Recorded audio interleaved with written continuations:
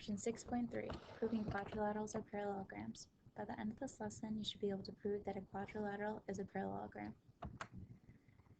First off, we need to review our properties of parallelograms. And our four properties are the following. We know that opposite sides of parallelograms are congruent. We know that opposite angles are congruent. We also know that diagonals bisect each other. And last but not least, we know that consecutive angles are supplementary. But we have one more that we're going to be able to use. But first, let's just take a look at this diagram. It says, would you say that the following quadrilateral is a parallelogram? Why or why not? And we can see here that we have both pairs of opposite sides that are congruent. And seeing that they're congruent, we're going to find out how we can use this information to justify that it's a parallelogram. So we can use the properties of parallelograms to prove that a quadrilateral is a parallelogram. So take a look at these few statements, and you're going to notice that it's the converse of our properties of parallelograms. If a quadrilateral has opposite sides congruent, then it's a parallelogram.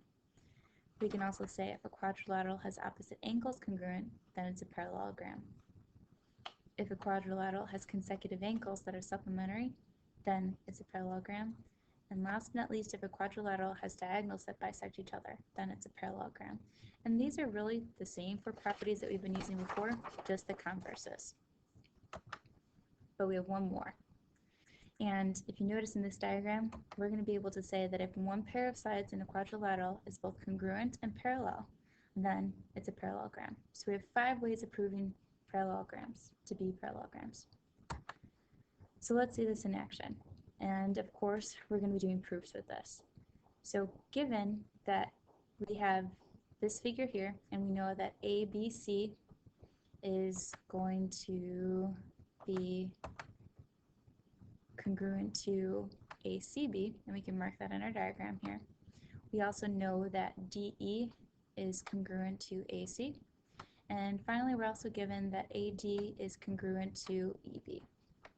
So we're almost there, and noticing what we're given, I see that I have a pair of congruent sides in this parallelogram, which means that I have 2 ways of going about this. I can try to prove this other side, AB, congruent to DE, and then I can say that it's a parallelogram because both pairs of opposite sides are congruent. Or if I had some way of proving that EB and AD are parallel, then I could also say it's a parallelogram based off the last theorem that we just cited.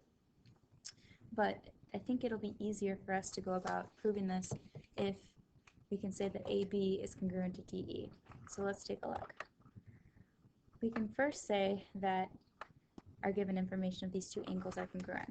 But what I'm going to notice here is that this means that these are base angles that are congruent. And we have a theorem that says that if base angles are congruent, then I can say that the sides opposite them are congruent.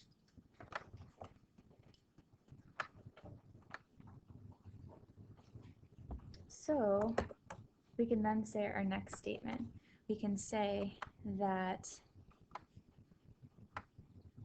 AB is going to be equal to AC because if angles are congruent in a triangle, then opposite sides are congruent.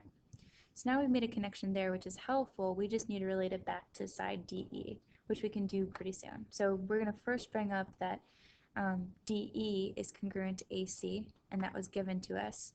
And now, since we see that AC is congruent to AB and AC is congruent to DE, we can say both AB and DE are congruent to one another because of the transitive property. And then we're almost there. We just need to mention the segments that were also given to us, which are, we know that AD is equal to EB because that's given to us. And now we've gone ahead and said that both pairs of opposite sides of this quadrilateral are congruent, which is a property of a parallelogram. So we're going to go ahead and say that DABE is a parallelogram because if both pairs of opposite sides are congruent, then the quadrilateral is a parallelogram. So These proofs are similar to triangle proofs in the way that if you have your properties down, then you know what you're looking for and what you have to prove to be congruent, so that you can say that it's a parallelogram. But you need to make sure that you know those properties. Which means we're finished, and it's time for a joke. And our joke today is, what does a reindeer do if they lose their tail? Well, they'd go to a retail shop and just get a new one.